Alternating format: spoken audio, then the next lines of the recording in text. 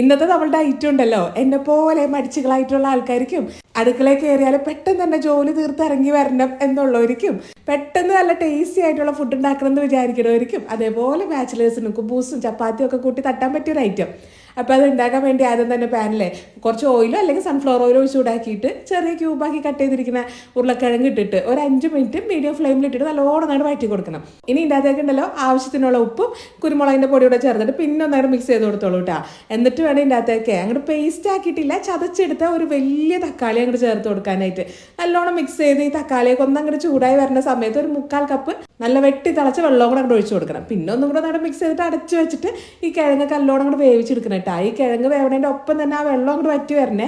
ഇനി ഇതിൻ്റെ അകത്തേക്ക് ഉണ്ടല്ലോ 3 മുട്ട ചേർത്ത് കൊടുക്കുക. ഇത് പിന്നെ അങ്ങനെ ഒരുപാട് എരിവുള്ള സാധനമൊന്നും അല്ല. അപ്പോൾ ഇങ്ങനെ കടിക്കുമ്പോൾ ആ ഒരു എരിവ് കിട്ടാൻ വേണ്ടിയിട്ട് ഒരു 2-3 പച്ചമുളകും കുറച്ച് മല്ലിയിലയോടെ ചേർത്തിട്ട് നല്ലോണം മിക്സ് ചെയ്ത് ആ ഒരു കിഴങ്ങിൻ്റെ മേലെ മുട്ട വന്ന രീതിയിൽ തട്ടി പൊത്തി അങ്ങോട്ട് വെച്ച് കൊടുക്കണം.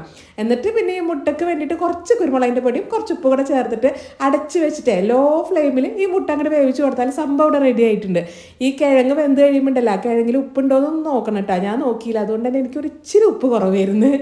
ഞാനുണ്ടല്ലോ നമ്മളുടെ ഗോതമ്പിൻ്റെ കുബൂസിൻ്റെ കൂടെയാട്ടോ ഇത് കഴിച്ചിരിക്കുന്നത്. എന്തായാലും ഒരു ഹെൽത്തി ആയിട്ടുള്ള ഒരു ഐറ്റം ഉണ്ടാക്കിയതല്ലേ, അപ്പോൾ ഹെൽത്തി കുബൂസിൻ്റെ കൂടെ തന്നെ ആയിക്കോട്ടെ എന്ന് ഞാനും അങ്ങോട്ട് വിചാരിച്ച്.